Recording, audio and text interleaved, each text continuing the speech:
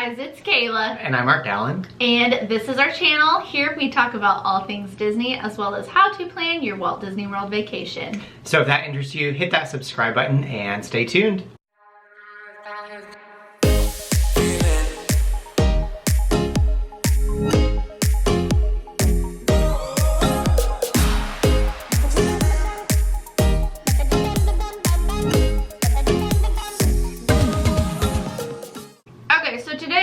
We're talking about mistakes that we have made while at Disney World. We're also going to talk about how we remedy those mistakes for future trips. So let's go ahead and get started. The first big mistake that we made was not packing our rain jackets in our park bags. We looked at the forecast and we were like, oh, no, we're good. Like, yeah, we don't need those. Literally every time we did not have our rain jackets with us in our park bags. Every single time. It rained. Yeah. And then whenever we did have our rain jackets, we didn't need them. Always have a poncho or a rain jacket or some sort of protective rain gear. We like the rain jackets just because they don't feel as hot and sticky as the ponchos, but they do take up just a little bit more room than like a poncho would. So on the days that we know it's going to be heavy rainfall, we for sure have our rain jackets. But what we are going to do in the future is, if we decide that we don't want to carry our rain jackets because we want to pack a little lighter, we're going to get just a little disposable poncho that's a little smaller and pop that in our bag. That way we're not caught in the rain like we were at Hollywood Studios that one time. And on the flip side of that, the next tip is to not overpack your park bag. So we have been kind of balancing back and forth on, we've packed too many things in our park bag and then we packed not enough things in our park bag.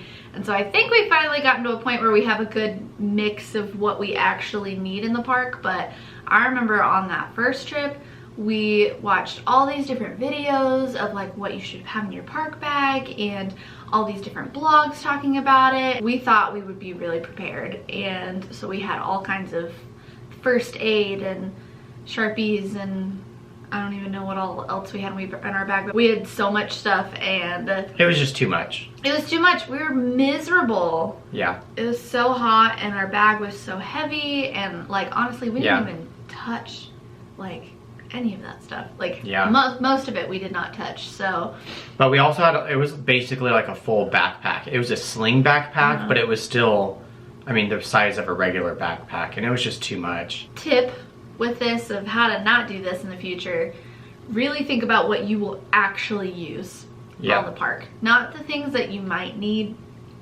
because you probably won't need them, but the things that you know you need. Yeah, and if something does happen where like you do need first aid or anything like that, there are first aid centers in every single park, and you're only a short bus ride away from your resort, typically, if you're staying on property. So it's not the end of the world if you have to leave the park and come back. Mistake number 3. We did not prioritize Seven Dwarfs Mine Train for a fast pass. This mistake does not only apply to this ride, but this one really stuck out in my head. Yeah. Because we had a fast pass for Space Mountain, and we had about, I think it was like an hour until we had to be there. And when we saw the line queue for like the wait time for Seven Dwarfs, it was like what, 30-40 minutes maybe. Something like that. And so I was like, not terrible. Okay, we could do that. We can do this ride and wait standby and then make it over for our fast pass in plenty of time. We'll be fine. Yeah. An hour and a half later. Oh my gosh. It was terrible. Yeah. It was so hot. Yeah. And just standing in that stagnant line was awful. And it was. I mean, that queue is pretty interactive. Like, it had some stuff, but it was, the ride kept breaking down, which is why it was either the ride kept breaking down or there was a lot of like wheelchair transfer like stuff that was happening. And so what was supposed to be a 30-40 minute wait literally was like over an hour and a half. Yeah, and we were almost late. Like they almost didn't let us get on Space Mountain with our fast pass because we were late. Like it scanned and it turned, like it said no, and the lady was like, you guys are only 2 minutes past, like it's fine, just go. I was like, oh, thank you. That was the biggest one that stuck out. So what we've learned from that is that the rides that you really, really want to ride, make sure you try to get those fast passes. I know that doesn't always work, but really and then if you try can't get a fast pass, rush them. it. But also what we learned from this too is to not stress about riding every single ride. Yeah, it's just not worth it. Like we've kind of made a rule of, I think if the line says it's going to be more than 30 minutes, then we won't wait for it. We won't. Because, I mean, you pay so much money to go to Disney that, I mean, you don't want to stand in line. You don't want to waste literal hours of your day just standing in a line. I mean, sure, it can be fun and you can make those memories, and sometimes it is unavoidable depending on what times of year you're going, but if you can avoid it, I mean, ride the things you really want to ride, but there's so many other things to do that... Yeah, chances are there's a show with a really short wait or a ride with a really short wait, and you can go and ride that ride late at, like, right at park closing when the line is probably somewhat a little bit shorter. However, the other thing too, I will definitely never ride Seven Dwarfs without a fast pass. I mean, it's a cool ride. Don't get me wrong, it's a cool ride, but it was not worth standing in line for. Yeah, not at least an hour and a half. No. And this brings me to tip number 4, and that is not slowing down to enjoy your time. Yep. And I know a lot of people are really bad about this, but it's a very rush and go kind of vacation because there's so many things to do and you want to try and cram as much as you can. But I've noticed that whenever we have those moments, we get so exhausted and you kind of lose some of those memories. Like they don't feel as special because you're just hurrying from place to place. Well, they're just whizzing by you, you know? Yeah, and so we have definitely had to make ourselves stop and say, you know what? We're gonna hang out and we're just gonna enjoy the views of wherever we are, or we're just gonna take our time going through this experience, and we're not gonna worry about like, oh, we have a fast pass on the other side of the park in like 10 minutes. Well, you know what? Is it really worth it?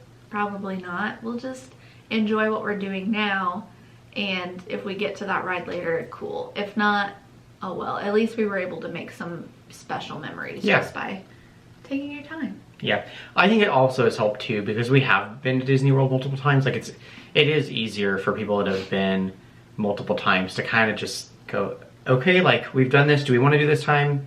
Do it this time? No, maybe not.